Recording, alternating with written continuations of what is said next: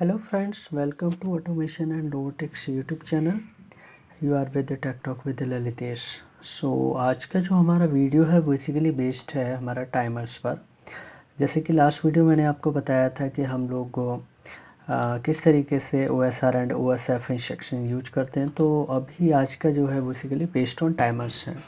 सो videos को like ज़रूर करिए, सब्सक्राइब ज़रूर करिए चैनल को एंड आगे फॉलो करते रहिए. तो सबसे पहले मैं आपको बताना चाहूँगा कि RS Logix 500 में जो टाइमर्स होते हैं वो 3 तरह के होते हैं, T on, T of, RTO and counters भी होते हैं. तो एक एक करके हम बात करेंगे. तो सबसे पहले हम स्टडी करेंगे टाइमर्स पर.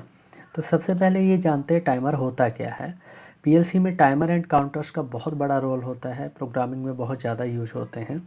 तो टाइमर्स क्या होते हैं सबसे पहले जानिए. These are use to provide the delay in the form of MS यानी मिली सेकेंड. डिले का मतलब होता है कि ये डिले देते हैं, जैसे कितने घंटे चलना है, कितने आवर चलना है, डिले देना मतलब डिले के लिए यूज होते हैं. अच्छा, डिले जो होता है मिली सेकेंड में भी हम लोग लेते हैं, रिक्वायरमेंट के हिसाब से सेकंड में भी लेते हैं, मिनट एंड आवर में भी ले सकते हैं. तो यानी delay generally millisecond, second, minute and hour के फॉर्म में लेते हैं टाइमर्स से. अलग अलग ब्रांड्स के PLC में अलग अलग टाइप के टाइमर होते हैं, बट जनरली दो तरह के टाइमर ही होते हैं. तो यहाँ पर बेसिकली टाइप्स में अगर मैं बात करूँ तो 3 तरह के टाइमर हैं. सबसे पहला टाइमर है टी ऑन, यानी इसकी फुल फॉर्म होती है, इसका टी ऑन यानी निमोनिक होता है. यहाँ पर अगर मैं यहाँ पर आपको इंस्ट्रक्शन हेल्प में दिखाऊँ तो सबसे पहले आप यहाँ पर देखिए टाइमर, जैसे सबसे पहला आप यहाँ पर देख पा रहे हैं टी ऑन. आप देखेंगे तो इसका फुल फॉर्म है निमोनिक है, टी ऑन है यहाँ पर timer on delay. Then next हमारा आता है, यहाँ से आप देखेंगे टी ऑफ हो गया यानी टाइमर ऑफ डिले, और एक होता है हमारा RTO यानी 3 टाइमर यहाँ पर इंस्ट्रक्शन सेट हैं. एक है ऑन डिले टाइमर, एक है ऑफ डिले और एक होता है RTO. तो यहाँ पर अभी आप सर्च करके देख सकते हैं, तो यहाँ पर अभी आपको पता चल जाएगा. ये रहा यहाँ पर RTO यानी रिटेंटिव टाइमर ऑन डिले. तो फ्रेंड्स मैं आपको यहाँ पर बताना चाहता हूँ कि टी ऑन का फुल फॉर्म होता है टाइमर ऑन डिले. एक टाइमर होता है टाइमर ऑन डिले. और टाइमर ऑन डिले क्या होता है, works when signal comes on it, यानी जब भी आप इसके इनपुट पर सिग्नल देते हो तो ये काम करना स्टार्ट करता है. यानी टाइमर ऑन डिले वो टाइमर होता है जब आप इसको सिग्नल देते हैं, सप्लाई देते हो, ये काम करना स्टार्ट करता है. टी ऑफ टाइमर क्या होता है, इसका फुल फॉर्म होता है टाइमर ऑफ डिले. ये क्या करता है, जब आप इसको सिग्नल देते हैं तो कोई काम नहीं करता, लेकिन काम कब करता है, यानी works when signal goes from it, यानी जब आप इसको सिग्नल देंगे तो काम नहीं करेगा, जब वो सिग्नल चला जाएगा तब काम करेगा, क्योंकि इसका फुल फॉर्म है टाइमर ऑफ डिले. यानी डिले तभी देगा जब सिग्नल ऑफ हो जाएगा.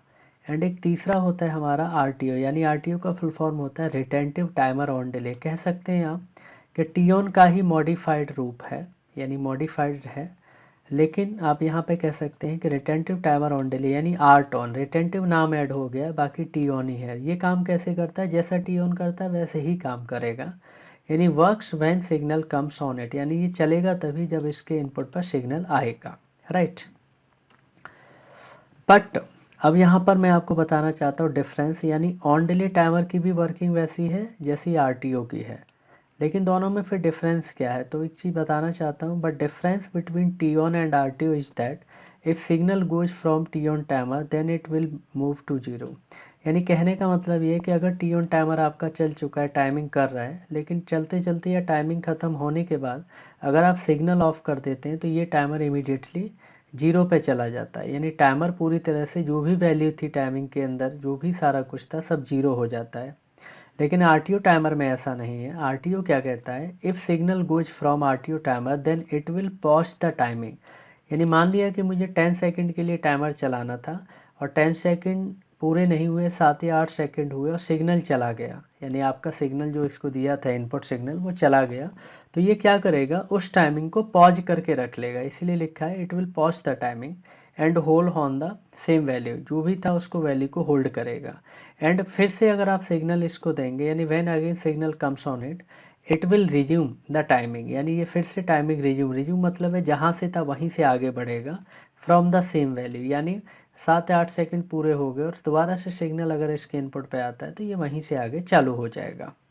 अब बात ये आती है, 3 तरह के टाइमर तो हो गए. अब इन टाइमर के अंदर कुछ बिट्स होती हैं, कुछ वर्ड होते हैं. तो सबसे पहले मैं बात करूंगा बिट्स की, कौन कौन सी बिट्स होती हैं इनके अंदर. तो सबसे पहली जो बिट्स होती है, अगर मैं बात करूं तो 3 तरह की बिट होती है इसमें। एक होता है EN बिट, और एक होता है TT बिट, और एक होता है DN बिट। तो सबसे पहले मैं बात करूंगा EN का फुल फॉर्म होता है इनेबल बिट।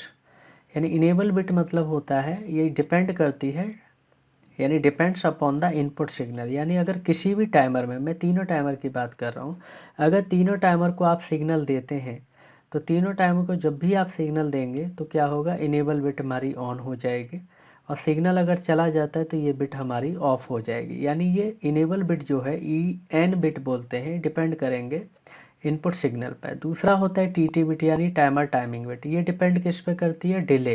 डिले मतलब अगर टाइमर, तीनों टाइमर में कोई भी टाइमर चल रहा होगा, अगर ये टाइमर चलेगा तभी ये बिट हाई होगी, यानी डिले देगा टाइमर तभी ये बिट हाई होगी, अदरवाइज नहीं। अगर टाइमर नहीं चल रहा है तो ये बिट लो रहेगी, इसलिए लिखा है depend upon the delay.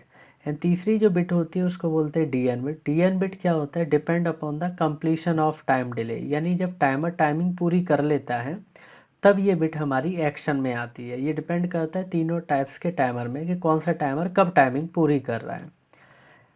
Then आप कह सकते हैं कि ये तीनों जो बिट हैं, इनेबल TT DN, ये these bits are used as a input for the output. यानी जब भी किसी आउटपुट को टाइमर से कंट्रोल करना चाहेंगे तो टाइमर में जो ये तीनों बिट हैं EN TT और DN, इन्हीं तीनों बिट का यूज करके टाइमर से किसी भी आउटपुट को आप कंट्रोल करेंगे। Means output will be control by the using of EN TT and DN bits. यानी ये तीनों bits as a basically input bit होती है। यानी these above bits are known as input bits. यानी ये इनपुट बिट है, यानी किसी भी आउटपुट को अगर कंट्रोल करना है तो इन बिट्स को हम लोग क्या करते हैं, एज ए इनपुट की तरह यूज करते हैं।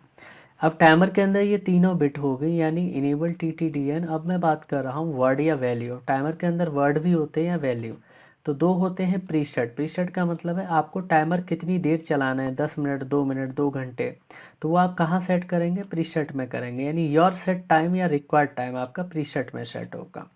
एंड दूसरा होता है एक्यूमुलेटर। एक्यूमुलेटर वो होता है जो करंट में चलता हुआ टाइम आपको शो करेगा। यानी कोई टाइमर है अगर चल रहा है तो जो चलता हुआ रनिंग टाइम है, करंट डिले वैल्यू या रनिंग वैल्यू, वो हमारी एक्यूमुलेटर कहलाती है। यानी टाइम सेट करेंगे आप प्रीसेट में, जब टाइमर चलेगा तो एक्यूमुलेटर स्टोर करेगा टाइमिंग को। राइट, तो ये हमारे वर्ड होते हैं, वैल्यूज होती हैं। राइट, तो ये बेसिकली मैंने आपको एक बार बताया कि कॉन्सेप्ट हमारा टाइमर क्या होता है, टाइमर कितने तरह के होते हैं, टाइमर्स के फंक्शंस क्या होते हैं। Right, so this is the concept of basically T on timer, sorry timers. अब मैं बात करूंगा बेसिकली कि टाइमर्स के टाइप्स और बिट स्टेटस, यानी किस टाइमर में कौन सी बिट कब हाई लो होती है, जिससे कि मैं इन बिट से आउटपुट क्या कर सकूं, कंट्रोल कर सकूं। सो उसके लिए आप यहाँ सॉफ्टवेयर पे जाएंगे, हम यहाँ पर टाइमर एंड काउंटर्स में जो हमारे इंस्ट्रक्शंस हैं इनको मैं यूज करके आपको बताऊंगा कि किस तरीके से फंक्शन करते हैं, एग्जीक्यूशन हमारा होता है। सो उसके लिए मैं नेक्स्ट वीडियो में टी ऑन टाइमर की वर्किंग बताऊंगा, सो दैट आपको कॉन्सेप्ट बहुत अच्छे से क्लियर हो जाएगा। सो आप जब तक इस वीडियो को देखें, इस वीडियो को होप आपको पसंद आया होगा, समझ में आया होगा, तो नेक्स्ट वीडियो में आपको टाइमर ऑन डिले की एक्टिविटी बताऊंगा, किस तरीके से कनेक्ट करते हैं एंड यूज करते हैं। So thanks for watching my videos. Next video बहुत जल्दी आएगा जिसमें टी ऑन टाइमर की वर्किंग मैं आपको बताने वाला हूँ। So thanks for watching my videos, thank you.